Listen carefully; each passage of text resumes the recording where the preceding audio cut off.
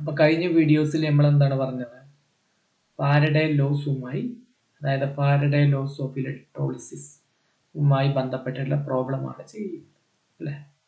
അപ്പോൾ ഇന്നും അങ്ങനെ ഫാരഡേ ലോസ് ഓഫ് ഇലക്ട്രോളിസിസുമായി ബന്ധപ്പെട്ട പ്രോബ്ലമാണ്. അപ്പോൾ ഇന്നത്തെ വീഡിയോയിൽ നമ്മൾ ചെയ്യാൻ പോകുന്നത് സെക്കൻഡ് ലോവുമായി ബന്ധപ്പെട്ടത്, സെക്കൻഡ് ലോ ഓഫ് ഇലക്ട്രോളിസിസ്. കഴിഞ്ഞ വീഡിയോസിൽ നമ്മൾ കൂടുതലും ഫസ്റ്റ് ലോയിനെ ബേസ് ചെയ്തിട്ടാണ്. ഇന്ന് നമ്മൾ സെക്കൻഡ് ലോവിനെ ബേസ് ചെയ്തിട്ടുള്ള ഒരു പ്രോബ്ലമാണ്.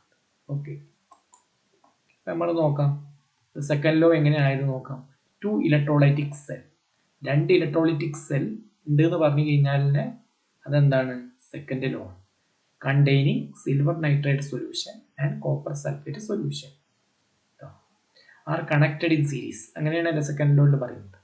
പിന്നെ A steady current, steady current പറഞ്ഞാൽ ഇലക്ട്രോളിസിസിന് നമ്മൾ ഉപയോഗിക്കുന്നത് എന്താണ്? ഡി സി കറന്റ് ആണ് ഉപയോഗിക്കുക, എ സി കറന്റ് ഉപയോഗിക്കില്ല. ഓക്കെ, അതാണ് A D C current of 4.5 amperes was passed through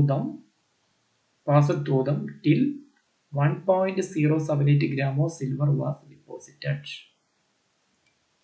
അപ്പൊ എന്താ പറഞ്ഞത്? 2 electrolytic cell containing silver nitrate solution and copper sulfate solution are connected in series. അപ്പോൾ അതിന്റെ മീനിങ് എന്താണ്? 2 ഇലക്ട്രോലൈറ്റിക് സൊല്യൂഷൻ, ഇലക്ട്രോലൈറ്റിന്റെ 2 സൊല്യൂഷൻ ഉണ്ട്. ഒന്നെന്താണ്? Silver nitrate solution ആണ്, രണ്ടാമത് കോപ്പർ സൾഫേറ്റ് സൊല്യൂഷൻ ആണ്. അതാണ് ഫസ്റ്റ് ഈ പറഞ്ഞ കാര്യം. കണ്ട് 2 electrolytic cell containing silver nitrate solution and copper sulfate solution connected in series എന്ന് പറഞ്ഞാൽ എന്താണ്? 2 ഇലക്ട്രോലൈറ്റിക് സൊല്യൂഷൻ ഉണ്ട്. ഇതിൽ ഒന്നാമത് സിൽവർ നൈട്രേറ്റ് സൊല്യൂഷൻ ആണ്, രണ്ടാമത്തത് കോപ്പർ സൾഫേറ്റ് സൊല്യൂഷൻ ആണ്. ഇവ കണക്ട് ചെയ്തിരിക്കുന്നത് സീരീസ് ആയിട്ടാണ്. എന്തിനാണ് സീരീസ് ആയി കണക്ട് ചെയ്യുന്നത്? സെക്കൻഡ് ലോയിൽ നമ്മൾ പറഞ്ഞിട്ടില്ലേ, quantity of electricity same quantity of electricity ആവാൻ വേണ്ടിയിട്ടാണ്.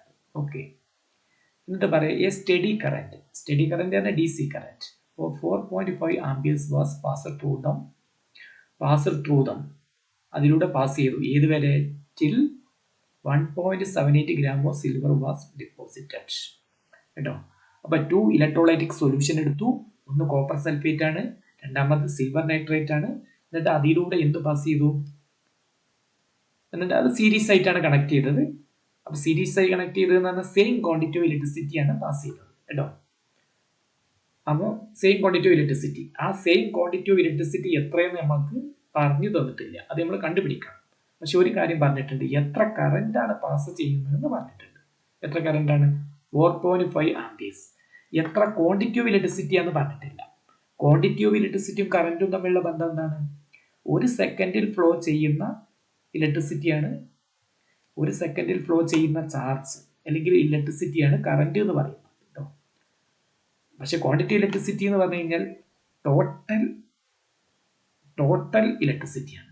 ടോട്ടൽ ഇലക്ട്രിസിറ്റിയാണ് ക്യൂ. അതെങ്ങനെയാ കിട്ടുക? I × T, current × time. Okay, അപ്പൊ കറന്റ് തന്നിട്ടുണ്ട്, പിന്നെന്താ തന്നത്? Ampere was passed through them till 1.78 gram of silver, AG പറഞ്ഞാൽ സിൽവർ, ഡിപ്പോസിറ്റഡ്. സിൽവറിന്റെ സിമ്പലാണ് AG. അപ്പൊ പറഞ്ഞത് എന്താണ്? 4.5 ആംപിയർ കറന്റ് ആണ് പാസ് ചെയ്തത്. കേട്ടോ, അതാണ് പാസ് ചെയ്തത്. എത്ര സമയമാണെന്ന് പറഞ്ഞിട്ടില്ല, അത് നമ്മൾ കണ്ടുപിടിക്കണം. അതാണ് ഹൗ ലോങ്, എത്ര സമയം, ഡിഡ് ദി കറന്റ് ഫ്ലോ, എത്ര സമയമാണ് കറന്റ് ഫ്ലോ ചെയ്തതെന്ന് ടൈം നമുക്കറിയില്ല, അത് കണ്ടുപിടിക്കണം. കേട്ടോ, പക്ഷെ ഒരു കാര്യം പറഞ്ഞിട്ടുണ്ട്, എന്താണ്? സ്റ്റഡി കറന്റ് ആണ് D C current of 4.5 ampere pass ചെയ്തിട്ടുണ്ട്. പാസ് ചെയ്തപ്പം എത്ര ഡിപ്പോസിറ്റ് ചെയ്തിട്ടുണ്ട്? 1.078 gram സിൽവർ ഡിപ്പോസിറ്റ് ചെയ്തിട്ടുണ്ട്, AG. അത് പറഞ്ഞിട്ടുണ്ട്. അത് എത്ര സമയമായിരിക്കും നിങ്ങൾ പാസ് ചെയ്തിട്ടുണ്ടാവുക എന്ന് ചോദിച്ചിട്ടുണ്ട്. പിന്നെ what weight of copper will deposited.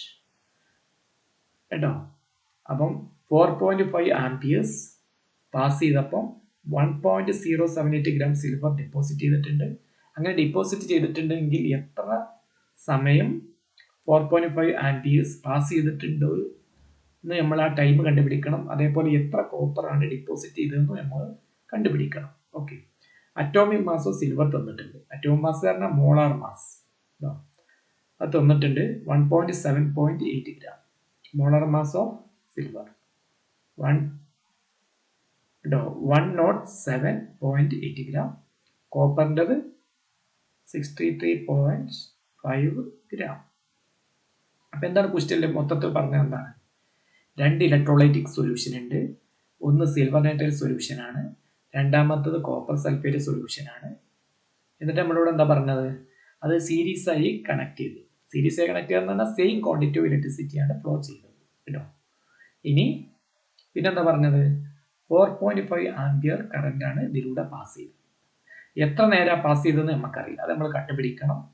പക്ഷെ ഒരു കാര്യം പറഞ്ഞിട്ടുണ്ട്, 4.5 ആംപിയർ പാസ് ചെയ്തപ്പോൾ 1.078 ഗ്രാം സിൽവർ കാഥോഡിൽ ഒരു ഇലക്ട്രോലൈറ്റിൽ, അതായത് സിൽവർ നൈട്രേറ്റ് എടുത്ത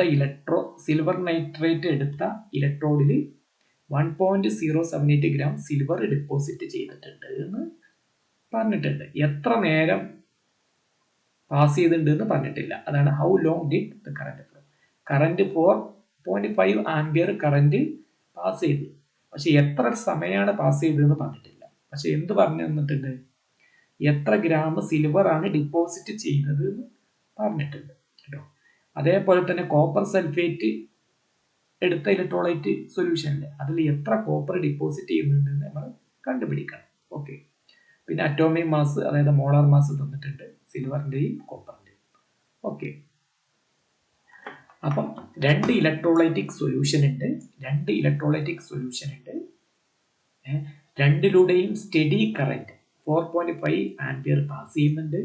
അപ്പൊ പാസ് ചെയ്യുമ്പോൾ എന്താ നമ്മൾ കാണുന്നത്?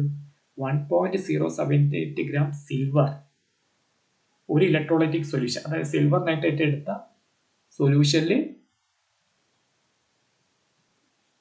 1.078 ഗ്രാം സിൽവർ ഡെപ്പോസിറ്റ് ചെയ്യുന്നുണ്ട്. എത്ര ആംപിയർ കറന്റ് ആണ് പാസ് ചെയ്തത്? 4.5 ആംപിയർ ആണ്. എത്ര സമയമാണ് പാസ് ചെയ്തത് അത് നമുക്ക് അറിയില്ല, അത് കണ്ടുപിടിക്കണം.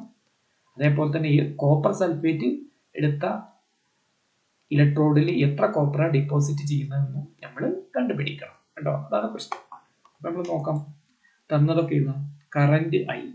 കറന്റിന് നമ്മൾ ഇംഗ്ലീഷ് ആൽഫബറ്റിലെ സ്മോൾ ഐ ഉപയോഗിക്കാറുണ്ട്, അതേപോലെ ക്യാപിറ്റൽ ഐയും ഉപയോഗിക്കാറുണ്ട് കേട്ടോ.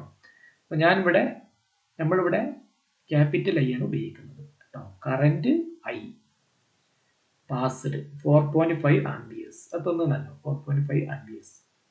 Mass of silver deposited. സിൽവറിന് AG എന്നാണ് പറയാം. AG എങ്ങനെ പേര് വന്നത്? അർജന്റം എന്നാണ്. അർജന്റം. സിൽവറിന്റെ ലാറ്റിൻ നെയിം എന്താണ്? അർജന്റം എന്നാണ്. അർജന്റം.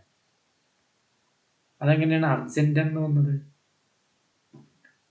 സിൽവറിന്റെ ലാറ്റിൻ നെയിം അല്ല. സിൽവർ ഏറ്റവും കൂടുതൽ കാണപ്പെടുന്ന ഒരു രാജ്യമാണ് അർജന്റീന കേട്ടോ. അങ്ങനെയാണ് ആ പേര്. അർജന്റം എന്നാണ് കേട്ടോ. സിൽവർ ഏറ്റവും കൂടുതൽ കാണപ്പെടുന്ന ഒരു രാജ്യമാണ് അർജന്റീന. ആ അർജന്റീനന്റെ പേരിൽ വരുന്ന ഒരു എലമെന്റ് ആണെന്ത്? AG. അർജന്റം എന്നാണ്. അതിൽ നിന്നാണ് ഈ സിമ്പിൾ വന്നത്. അപ്പം mass of silver deposited 1.078 gram. അത് തന്നിട്ടുണ്ട്, ഇവിടെ വന്നിട്ടുണ്ട്. ഇനി time required to deposit 1.078 gram T, അത് നമ്മൾ കണ്ടുപിടിക്കണം. മാസ് ഓഫ് കോപ്പർ ഡെപ്പോസിറ്റഡ് അതും കണ്ടുപിടിക്കണം. ഓക്കെ. അപ്പൊ തന്നത് എന്താണ്? കറന്റ് ഐ പാസ്ഡ് തന്നിട്ടുണ്ട്. എത്രയാണ്? 4.5 amperes. Mass of silver deposited, എത്ര സിൽവർ ആണ് ഡെപ്പോസിറ്റ് ചെയ്തത് അത് തന്നിട്ടുണ്ടോ? തന്നിട്ടുണ്ട്. എത്രയാണ്? 1.078 ഗ്രാം. ജി ഇവിടെ ഉള്ളത് കേട്ടോ. ഇനി time required to deposit 1.078 gram. 1.078 gram deposit ചെയ്യണമെങ്കിൽ എത്ര ടൈം എടുക്കും? അതാണ് ടി. അത് ഹൗ ലോങ്, അത് കണ്ടുപിടിക്കേണ്ടതാണ്.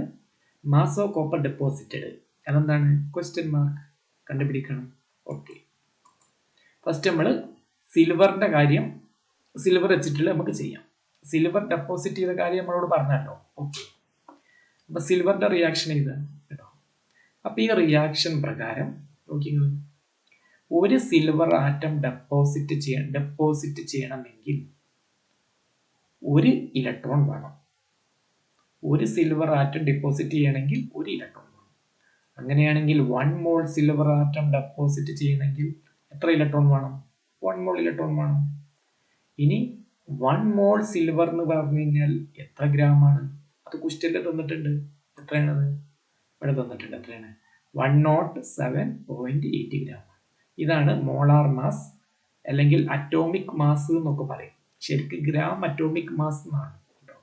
ഗ്രാം അറ്റോമിക് മാസിനെ സൗകര്യത്തിന് വേണ്ടിയിട്ട് നമ്മൾ എന്ത് വിളിക്കും? അറ്റോമിക് മാസ് വിളിക്കും കേട്ടോ. ശരിക്കും അറ്റോമിക് മാസ് എന്ന് പറഞ്ഞാൽ ഒരാറ്റത്തിന്റെ മാസ്. പക്ഷെ ഗ്രാം അറ്റോമിക് മാസ് എന്ന് വീണ്ടും ഗ്രാം എന്ന് റിപ്പീറ്റ് ചെയ്യുക ഒരു സുഖമില്ലാത്തത് കൊണ്ട് നമ്മൾ അറ്റോമിക് മാസ് എന്ന് പറയും.